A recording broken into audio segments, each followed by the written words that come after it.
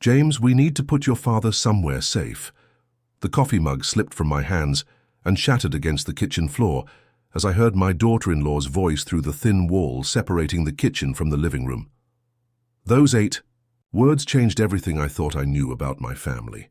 James, we need to put your father somewhere safe. Safe? The word dripped with false concern from Michelle's lips as she spoke to my son in hushed tones they thought I couldn't hear. What do you mean, safe? My son's voice carried confusion, but also a willingness to listen that chilled my blood. Your father is 73 years old, James. He's living alone in that big house, managing his own medications, driving that old truck. What if something happens to him? I pressed myself against the kitchen wall, my heart hammering so hard I was sure they could hear it in the next room. This was my house, the house I had built with my own hands in 1978, where I had raised James and his sister after their mother died, where I had planned to live out my remaining years in peace.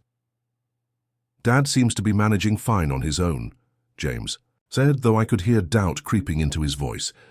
Does he really, though? When's the last time you actually paid attention to how he's doing? He forgets things, James. Last week he asked me twice about what day it was. And have you seen how slowly he moves now? Forgets things. I had asked about the day because I was trying to make conversation with Michelle during one of their rare visits. Moving slowly because I was being careful not to slip on the kitchen floor, she never bothered to mop when she came to help with housework. I hadn't noticed anything concerning. That's because you don't want to see it. Your father is declining and we're the ones who'll be responsible when something bad happens. Responsible. The word hung in the air like a threat. What are you suggesting, Michelle? Sunset Gardens. It's that beautiful assisted living facility on the north side of town. I drove by there yesterday. It's perfect for someone in your father's situation. She had been scouting nursing homes, planning my institutionalization without ever discussing. Fight with me. Michelle, that seems extreme. Dad's not that bad off. James, honey, you need to think practically about this. Your father owns a 4-bedroom house worth at least $500,000. He's sitting on that property value while paying utilities, property taxes, and maintenance costs that are eating into his retirement savings. $500,000. She had appraised my house like livestock being evaluated for slaughter. But it's his house. He built it himself, and he's lived in it for 45 years. Don't you think he deserves something more appropriate for his age? Somewhere with medical staff available, meal service, activities with people his own age? Medical staff to monitor my every move. Meal service to control what I ate. Activities to keep me distracted while they divided up my life's work. I suppose there might be some advantages. No, James couldn't be considering this seriously. Think about it logically. The house gets sold. The money goes into a trust for your father's. Care. Any leftover funds could help with Emma's college tuition and our mortgage payments. Emma's college tuition. Our mortgage payments. There it was. The real motivation hiding behind concern for my welfare. How much would this place cost? Sunset Gardens runs about $4,000 a month, but that includes everything. Housing, meals, medical supervision, social activities. It's actually quite reasonable when you consider what your father spends maintaining that house. $4,000 a month, $48,000 a year. At that rate, my retirement savings would be gone in less than 10 years, just as I reached the age when I'd actually need the money for real medical care. What if Dad doesn't want to move? Michelle's laugh was soft but cold. James, your father is 73 years old. He's not thinking clearly about what's best for him anymore. That's why he has family, to make the hard decisions when he can't. When he can't, not if he can't. Michelle had already decided I was incompetent. I don't know, Michelle. This feels like we're forcing him out of his own home. We're not forcing him, honey. We're protecting him, and protecting ourselves from liability if something happens while he's living alone. Liability. I had become a legal risk that needed to be managed, rather than a father who deserved respect and autonomy. What about getting Dad's input on this? Of course we'll discuss it with him. But James, you know how stubborn your father can be. He'll probably resist initially, which is why we need to present a united front. Show him that this is what's best for everyone. United front. My son and daughter-in-law were forming an alliance against me. When do you want to talk to him? This weekend. I've already scheduled a tour of Sunset Gardens for Saturday. We can take your father there, let him see how nice it is, and then discuss the transition. Transition. Such a clean, clinical word. For evicting me from my own home. What if he flat out refuses? Then we explore other options. Your father gave you power of attorney last year for medical emergencies, remember? If we can establish that he's no longer capable of making sound decisions about his living situation. Power of attorney. The document I had signed as a precaution, never imagining it would be used as a weapon against me. Michelle, that seems extreme. James, I love your father, but we have to be realistic. He's an elderly man living alone in a house that's becoming too much for him to handle. If he can't recognize that reality himself, then we have to help him recognize it. Help him recognize it. Code words for manipulation and coercion. Footsteps approached the kitchen. I quickly moved to the sink and began cleaning up the broken coffee mug, playing the role of the clumsy old man who had obviously dropped his cup. Dad, what happened? James appeared in the doorway, his face showing concern that I now questioned the sincerity of, "Oh, just butterfingers. This old arthritis makes everything harder to grip." I had no arthritis, but Michelle's narrative required me to be failing physically. "Here, let me help with that." Michelle appeared beside James, her voice sickeningly sweet. "We can't have you cutting yourself on broken glass." She knelt down and began picking up ceramic shards with theatrical concern, probably cataloguing this incident as further evidence of my declining competency. "You know, Dad," James said carefully, "Michelle and I were just talking about how isolated you must feel sometimes, living alone in this big house." Here it comes, the sales pitch disguised. "As family concern. I manage just fine, son." "Of course you do, but wouldn't it be nice to have more social interaction? People your own age to talk with?" "I talk with neighbors. Tom Peterson and I have coffee every Tuesday." "That's wonderful," Michelle interjected. "But what about medical emergencies? What if you fell and couldn't reach the phone? What if you had a heart attack in the middle of the night?" She was painting scenarios designed to terrify me into compliance. "I've lived in this house for 45 years without any major emergencies." "Dad, you're 73 now. The risks increase every year." 73, the number that had apparently transformed me from a capable adult into a liability requiring management. "James, I built this house with my own hands. Every board, every nail, every fixture. This is my home. We know that, Dad, and we're not suggesting you give it up permanently. We're just thinking about alternatives that might be safer and more comfortable. Alternatives that would free up $500,000 in property value for James and Michelle to spend on their mortgage and Emma's college tuition." "What kind of alternatives?" Michelle exchanged a quick glance with James, the kind of non-verbal communication that confirmed they had rehearsed this conversation. "Well, there are some beautiful senior living communities in Phoenix now, much more sophisticated than the old nursing homes, more like luxury apartments with concierge medical services. Luxury apartments that cost $4,000 a month and required me to surrender the independence I had worked 73 years to achieve. I don't think I'm ready for that kind of change." "Of course not," Michelle said quickly. "Change is always difficult. But maybe we could just look at some options. No commitment, just getting information." Just getting information. The first step in a process that would end with me surrendering the keys to my own life. I suppose looking wouldn't hurt. The relief on Michelle's face was unmistakable. Phase 1 of her plan was complete. She had gotten me to agree to tour the facility where she intended to warehouse me. Wonderful. I'll set up some appointments for this weekend.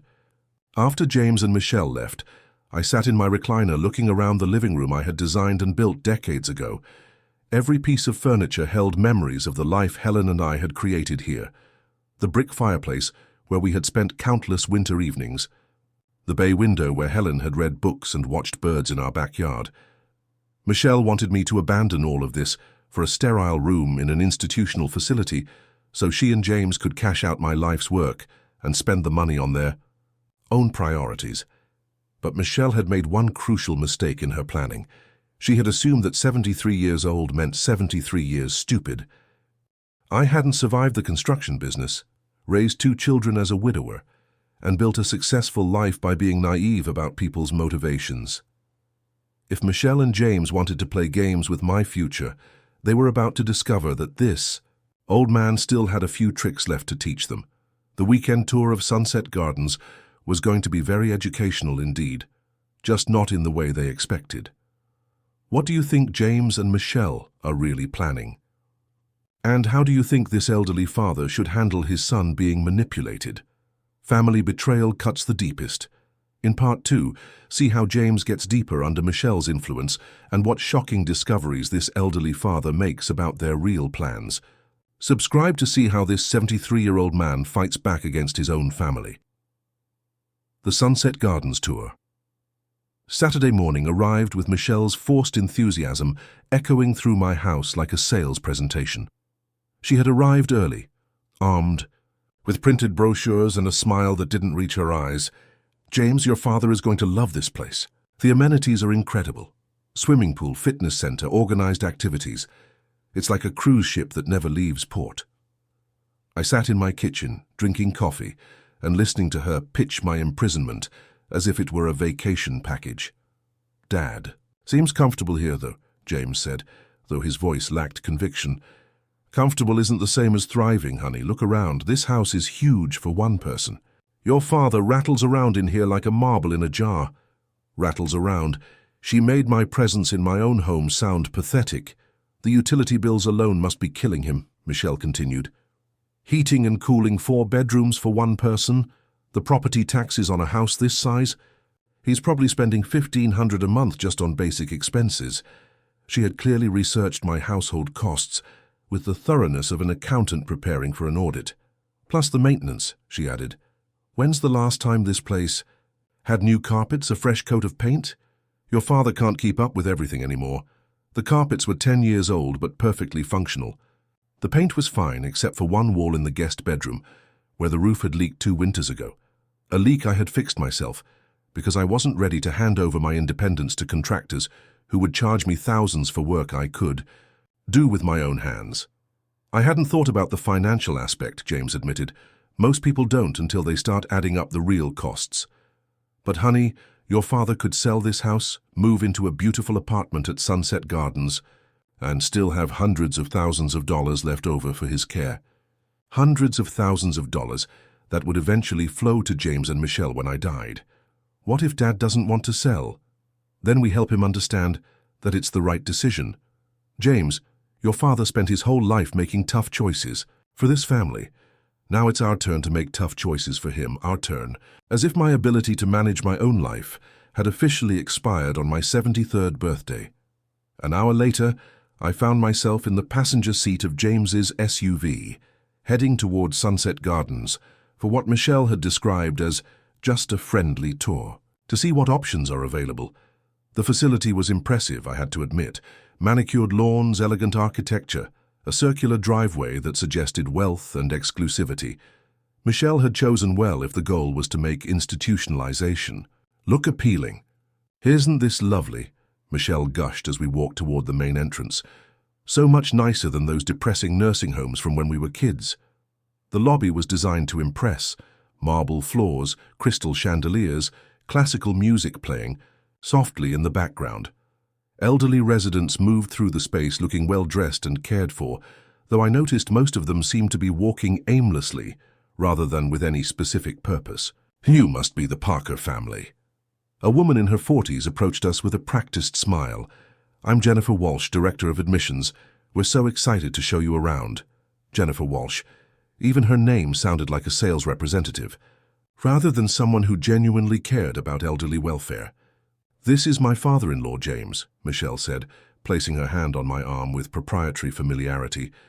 We're exploring living options that might be more suitable for someone his age. Someone his age. I had been reduced to a demographic category of course, Mr. Parker, you're going to love what we have to offer. Sunset Gardens isn't just a place to live. It's a community designed specifically for active seniors who want to enjoy their golden years. Golden years. The phrase made my teeth ache. For the next hour, Jennifer led us through a carefully choreographed tour designed to highlight amenities while downplaying restrictions. The dining room served meals that looked appetizing, but came at set times, whether residents were hungry or not. The activity rooms offered scheduled entertainment that residents were encouraged to attend whether they were interested or not. The medical wing provided comprehensive health monitoring that looked suspiciously like constant surveillance.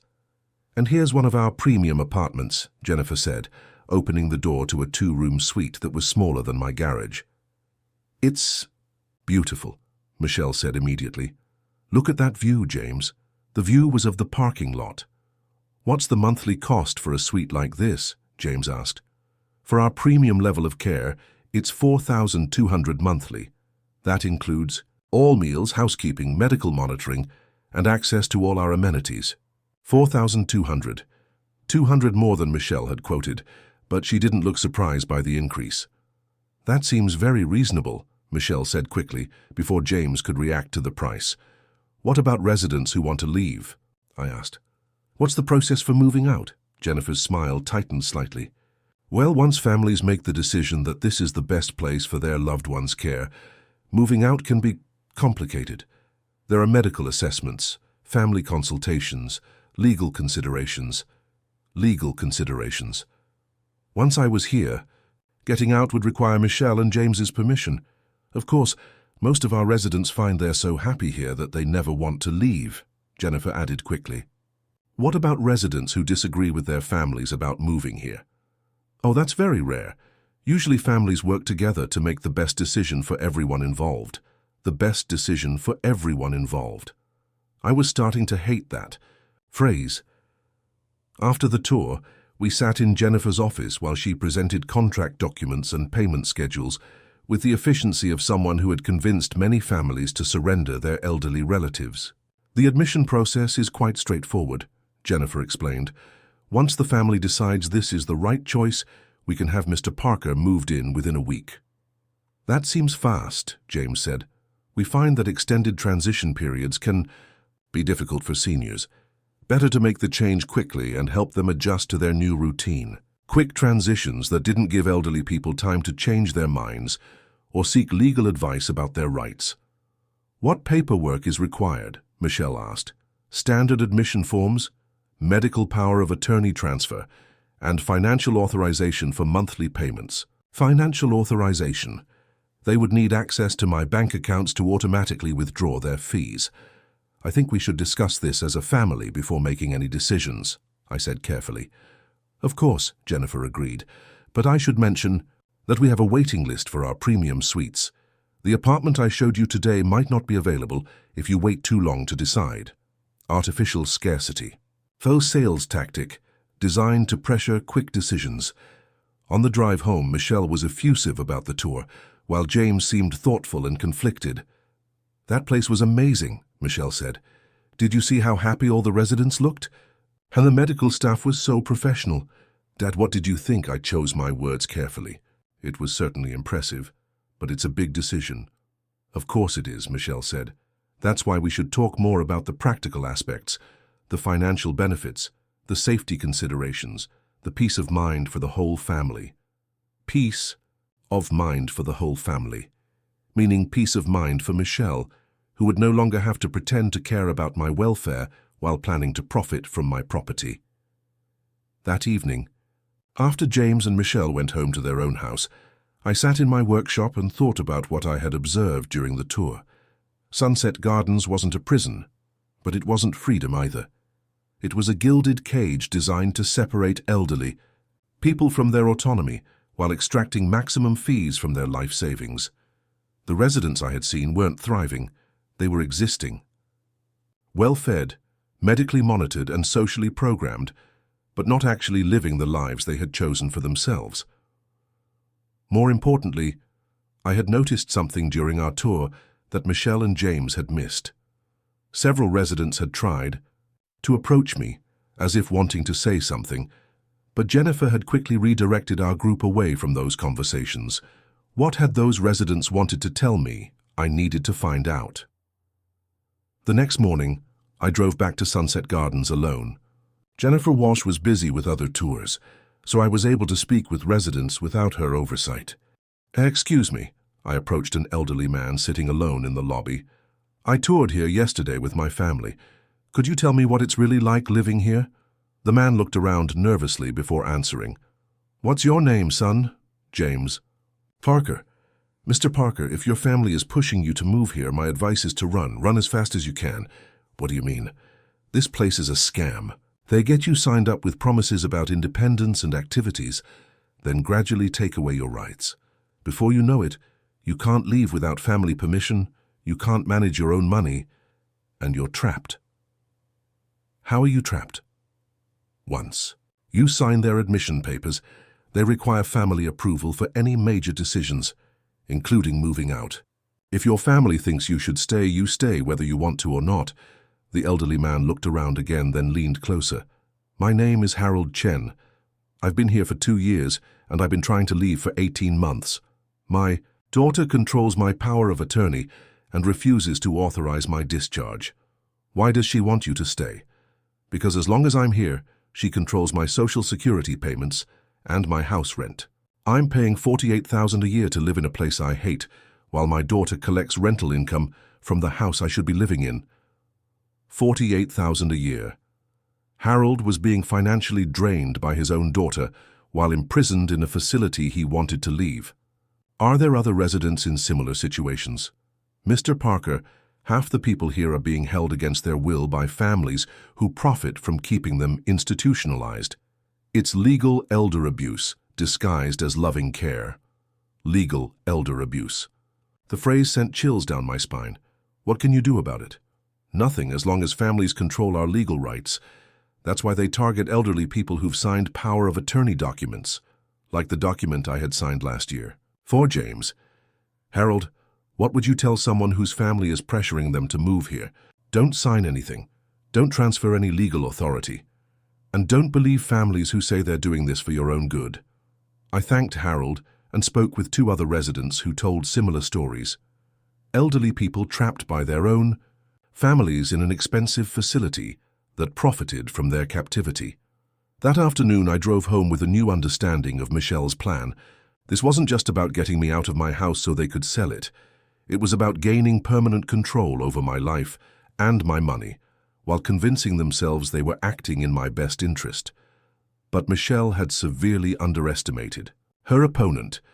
I hadn't spent 45 years in the construction business without learning how to spot a con job, and I certainly hadn't survived this long without developing the skills to fight back when someone tried to take advantage of me. The real game was about to begin. What do you think Harold's warning means for James's future? And how should an elderly father handle a son who's being manipulated by his wife? The truth about Sunset Gardens is shocking. In Part 3, James discovers Michelle's real financial motivations, and the elderly father begins his counterattack. You won't believe what this 73-year-old man has planned for his manipulative daughter-in-law. The son chooses sides. Monday morning brought a conversation that would determine whether I kept my son or lost him forever to Michelle's manipulation. I was watering Helen's rose garden when I heard voices through the open kitchen window, James and Michelle discussing my future as if I were a piece of furniture to be moved. Honey, your father seemed resistant during the tour, Michelle was saying. I think we need to be more direct about the benefits of Sunset Gardens. He didn't seem resistant to me, just thoughtful. James, you're not seeing what I'm seeing. Your father is declining faster than you realize. Yesterday, he couldn't remember where he put his reading glasses. Last week, he left the garage door open all night. I had put my reading glasses in the workshop while building a bookshelf for Emma's room. The garage door had been left open because I was carrying lumber inside and my hands were full. Normal activities, she was reframing as evidence of mental decline. Those seem like normal things for someone his age, and do they? Or are they warning signs that we're ignoring because it's easier than facing reality? Michelle was systematically rewriting my behavior to fit her narrative of incompetence. What exactly are you suggesting? I think we need to have a serious family meeting about your father's living situation. Present him with facts about the costs, the risks, the benefits of making this transition while he's still healthy enough to adjust. Facts. Michelle's version of facts designed to manipulate me into surrendering my independence. And if he still refuses? Michelle's voice dropped to a whisper that carried clearly through the open window. Then we used the power of attorney. James, your father gave you legal authority to make decisions about his welfare if he becomes unable to make sound judgments himself. Dad's not incompetent, Michelle, isn't he?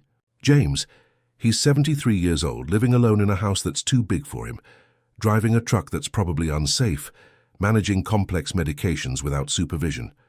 If something happens to him, we'll be the ones held responsible. She was building a case for declaring me incompetent based on my age and living situation, not my actual mental capacity. I don't feel comfortable making decisions for Dad against his will. This isn't against his will, honey. This is for his own good. Sometimes children have to make hard decisions for their elderly parents, just like parents make hard decisions for their children. Children have to make hard decisions for their elderly parents. The infantilization was complete.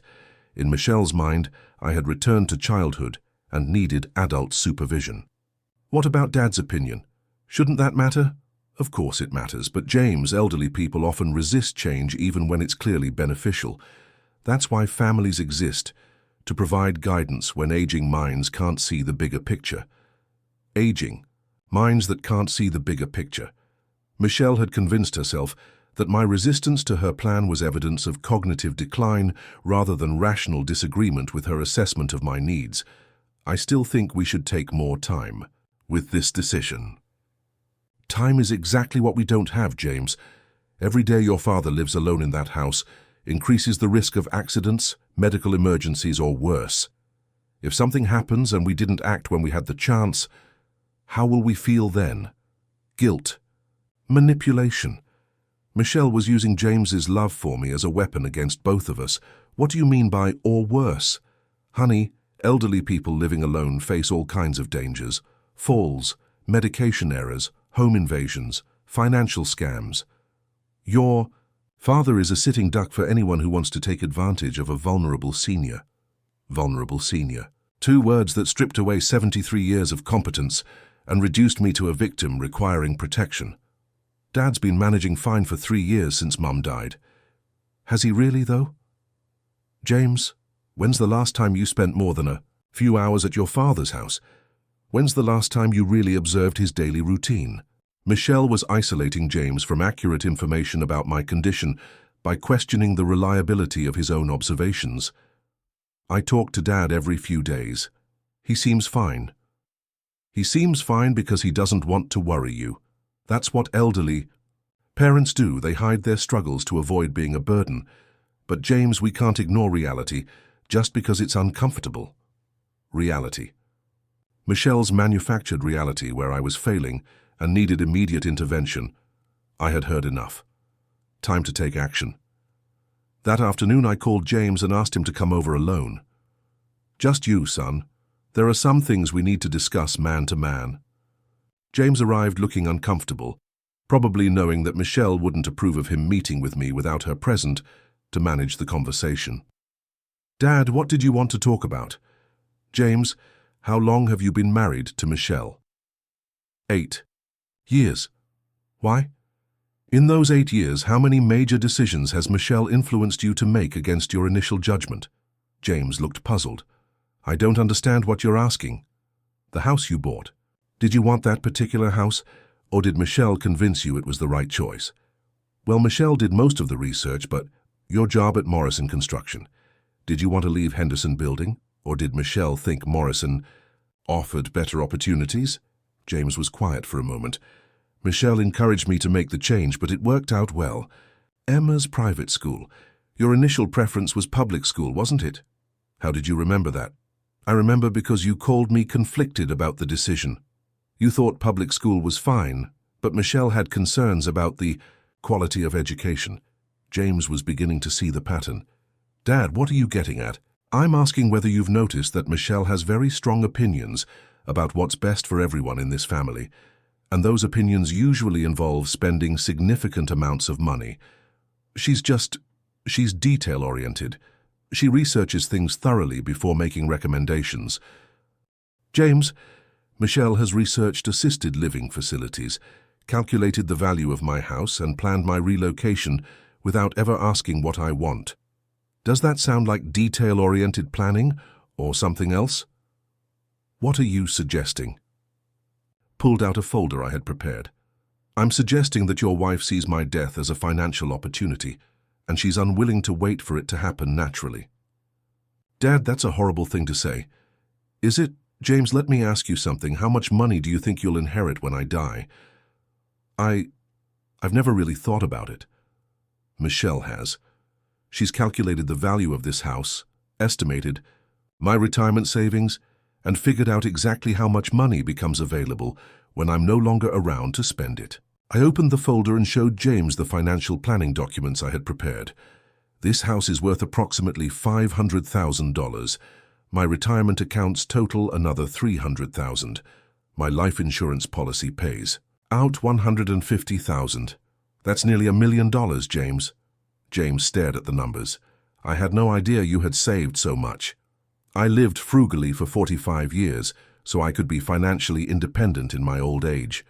But Michelle sees that money as Emma's college fund and your mortgage relief. Dad, even if that's true, Michelle wanting financial security for our family doesn't mean she wants you to die, doesn't it? James, how quickly will my savings disappear?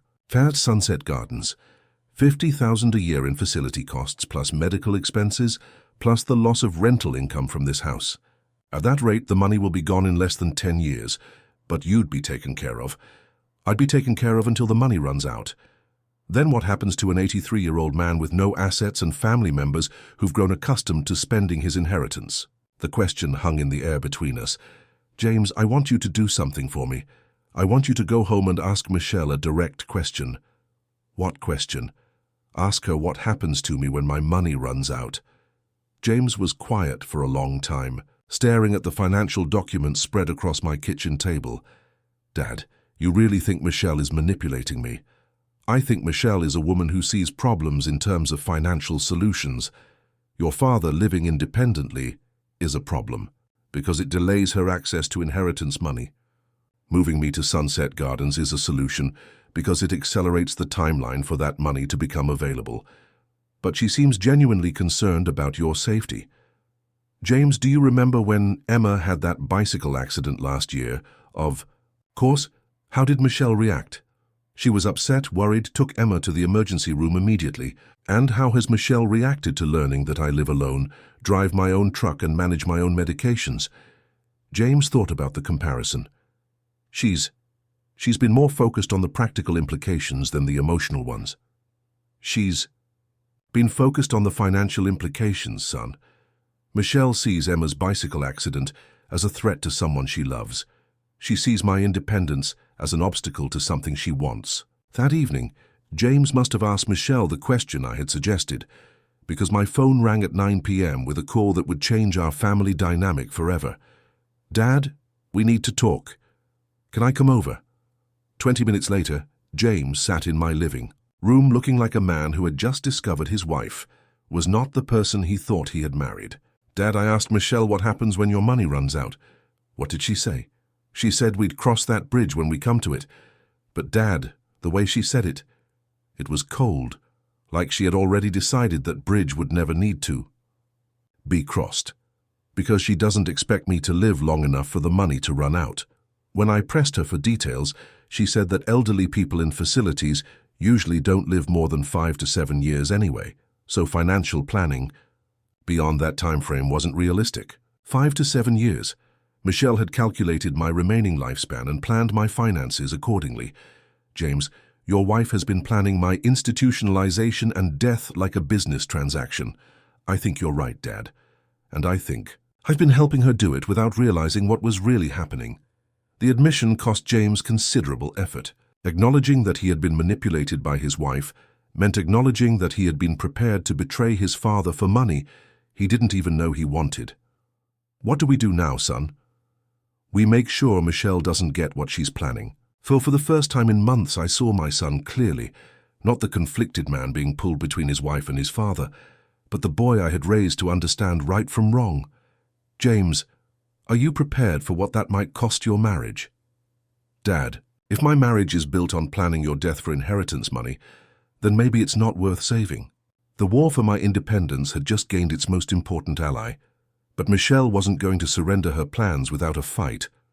What do you think Michelle will do when she realizes James is no longer under her influence? And how far will she go to get her hands on that inheritance money? The family is splitting apart.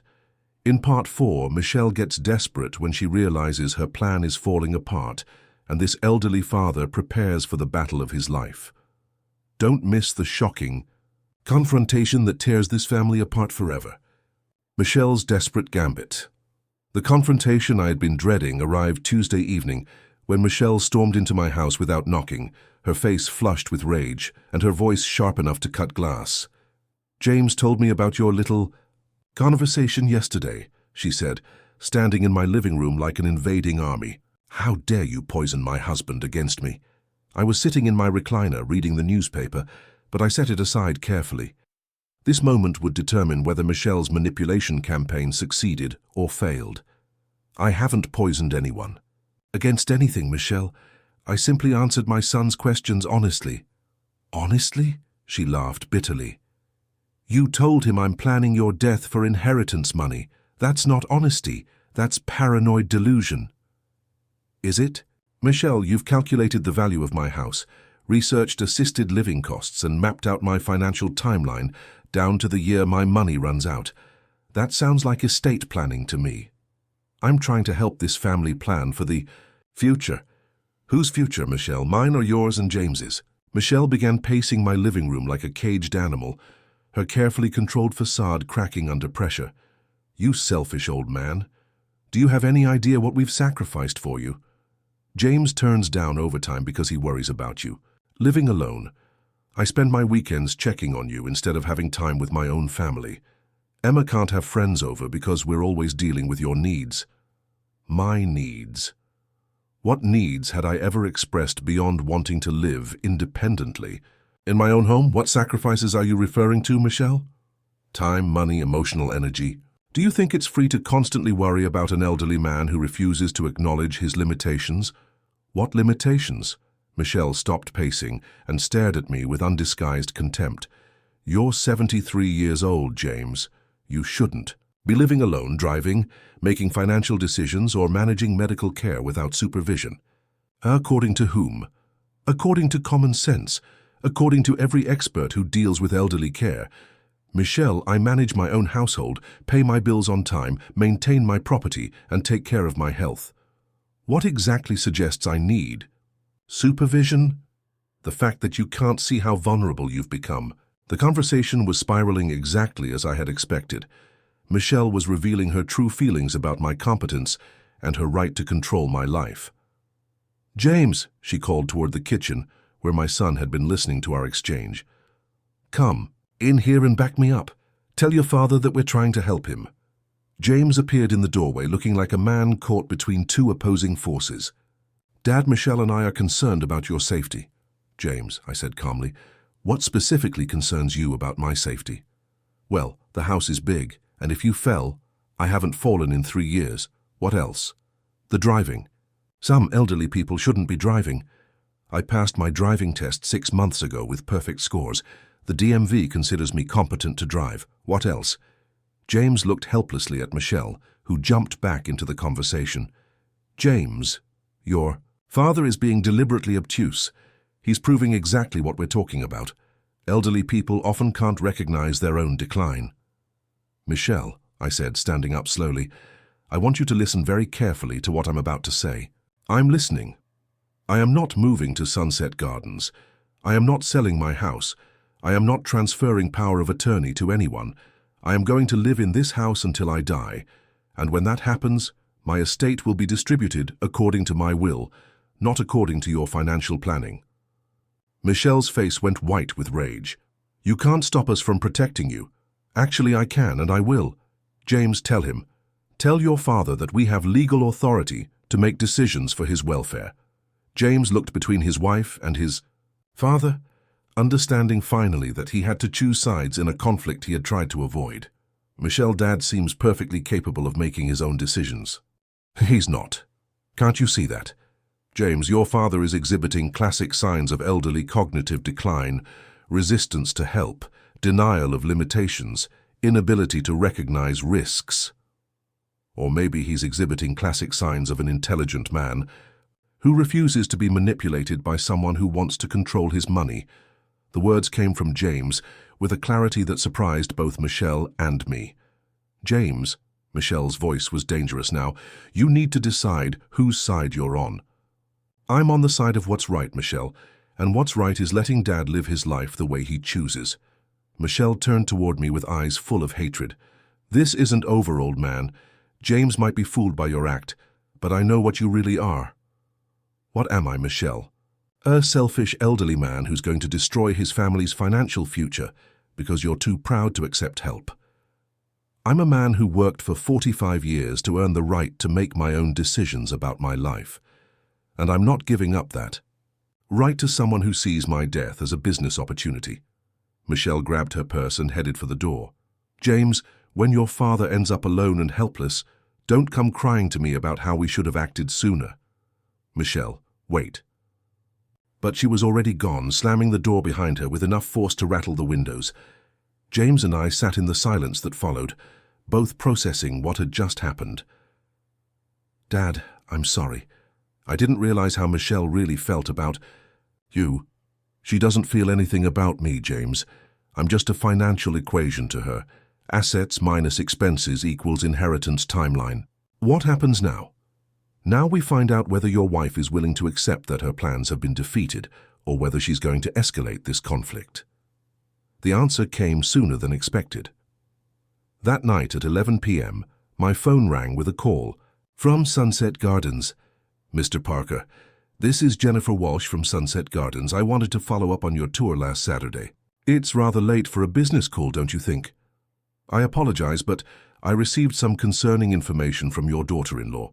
She's worried about an incident at your home today, some kind of confusion or agitation that might indicate a medical emergency, confusion or agitation. Michelle was already working to establish a record of my supposed mental decline. There was no medical emergency. My daughter-in-law and I had a disagreement about my living situation. Of course. But Mr. Parker, family conflicts can sometimes be signs of stress that indicate elderly people might benefit from professional support. Professional support. Code words for institutional control.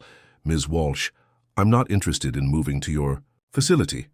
I understand your resistance, but Mr. Parker, your family is very concerned about your welfare. Perhaps we could arrange a consultation with our medical director to assess your current situation. My situation is fine. I'm sure it seems that way to you, but sometimes elderly people aren't the best judges of their own needs. Michelle had convinced Jennifer Walsh that I was an incompetent old man whose family needed help managing his stubborn refusal to accept appropriate care. Ms. Walsh, I'm 73 years old, not mentally incapacitated. I don't need assessment, consultation, or management. Of course not, Mr. Parker. But wouldn't it give your family peace of mind to have a professional evaluation confirming that you're managing well independently? A professional evaluation that would either validate my competence or provide documentation for Michelle to use against me in future legal proceedings. I'll think about it. Wonderful. I'll call you tomorrow to schedule something convenient. After hanging up, I realized that Michelle had moved our conflict to a new level. She was creating an official record of family concerns about my mental state, probably preparing to use professional opinions to override my refusal to move to Sunset Gardens. But Michelle had made a crucial error. She had underestimated how much James's loyalty meant to him once he understood what was really at stake.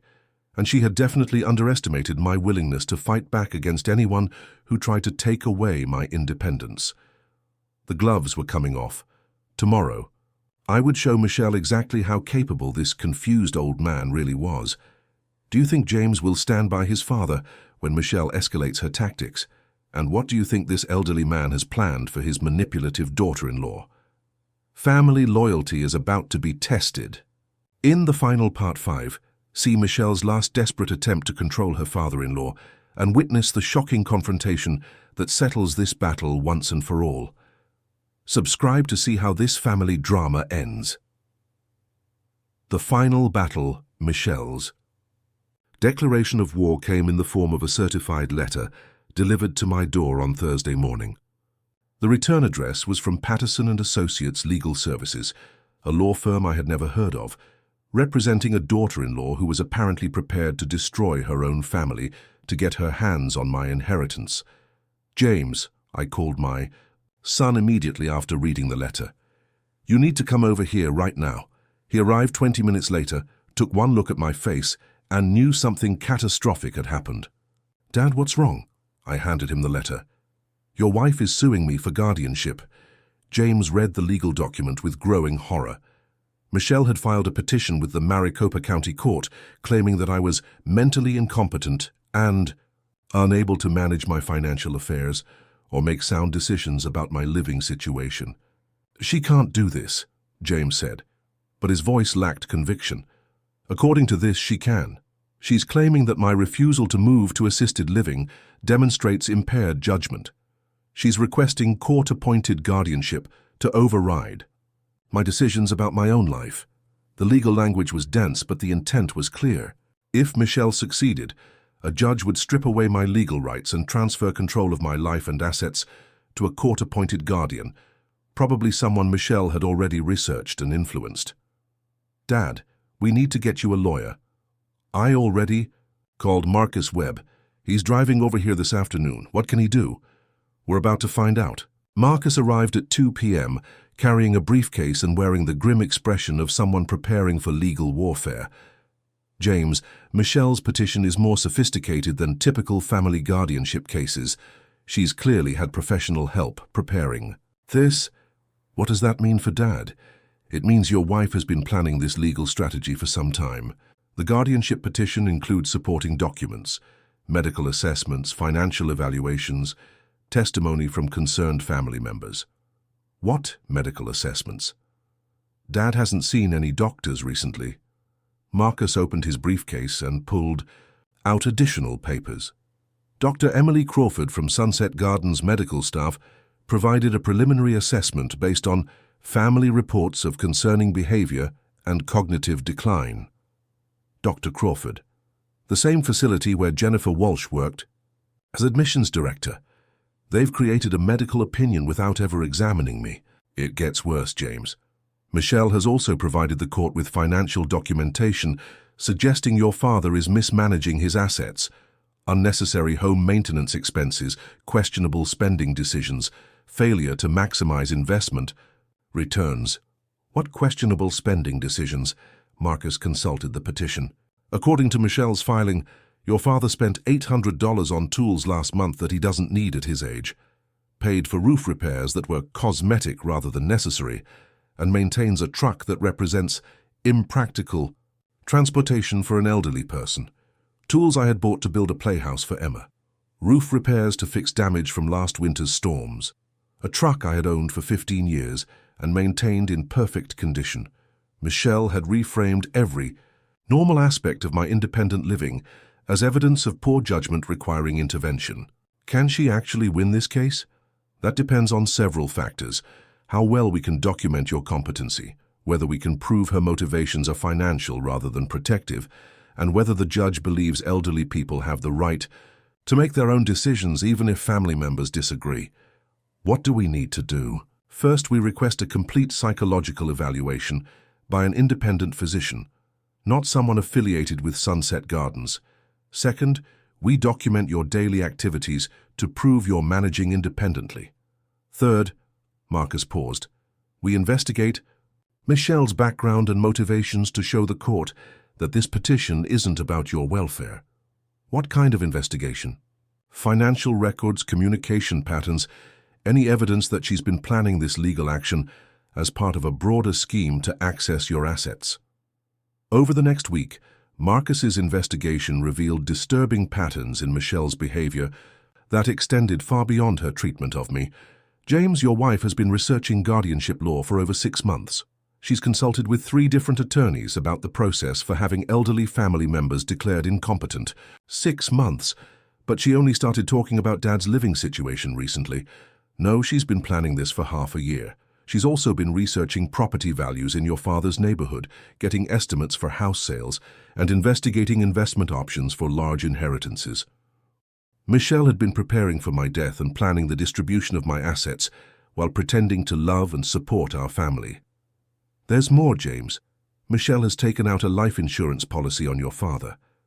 My blood turned to ice. What kind of policy? $250,000, with Michelle listed as the beneficiary in case you die, while James is unavailable to make decisions. A life insurance policy that would pay Michelle $250,000 when I died. Can she do that without my permission? Apparently, she convinced the insurance company that she needed coverage to protect against potential elder care costs. It's legal, but combined with the guardianship petition, it shows a clear pattern of financial planning around your death. Mesk looked sick. She's been planning this for months while I thought she was just concerned about Dad's safety. James, your wife hasn't just been planning your father's institutionalization. She's been planning to profit from his death. The psychological evaluation took place the following Tuesday. Dr. Patricia Santos, an independent geriatric psychiatrist, spent 3 hours testing my memory, reasoning ability, and decision-making capacity. Mr. Parker, I want to be clear about my findings. You show no signs of cognitive impairment, dementia, or inability to manage your own affairs. Your test scores are actually above average for someone your age. What does that mean for the guardianship petition? It means that Michelle's claims about your mental incompetence are unsupported by medical evidence. I'll be filing a report with the court stating that you are fully competent to make your own decisions about your living situation and financial affairs. The court hearing was scheduled for the following Monday. Marcus had prepared a comprehensive defense that included Dr. Santos's evaluation, documentation of my independent living skills, and evidence of Michelle's financial motivations. But the most damaging evidence came from an unexpected source. James, I need to tell you something about Michelle's research into your father's situation. We were sitting in Marcus's office preparing for the hearing. What did you find? Michelle has been in communication with Jennifer Walsh from Sunset Gardens for over 3 months. They've been discussing your father's case in detail, including specific strategies for overcoming his resistance to moving into their facility. They've been planning this together. It appears so. We have email records showing that Jennifer Walsh advised Michelle on the legal process for guardianship petitions, recommended the attorney who filed the case, and even suggested the insurance policy that would protect Michelle's financial interests. Michelle wasn't just trying to control my life. She was part of an organized system designed to separate elderly people from their assets and independence. Dad, I'm testifying on your behalf at the hearing. James, that might cost you your marriage. If my marriage is built on planning your institutionalization and death for money, then it's already over. Monday morning arrived gray and cold. The Maricopa County Courthouse was an imposing building that had seen thousands of families torn apart by legal disputes over money, property, and control. Michelle sat at the plaintiff's table with her attorney, looking professional and concerned. Her performance was perfect. The loving daughter-in-law who was reluctantly taking legal action to protect a stubborn elderly man from his own poor judgment. Your Honor, Michelle's attorney began, we're here today because Mr. Parker's family feels deeply concerned about his declining ability to care for himself safely. Judge Patricia Williams listened as the attorney presented Michelle's case.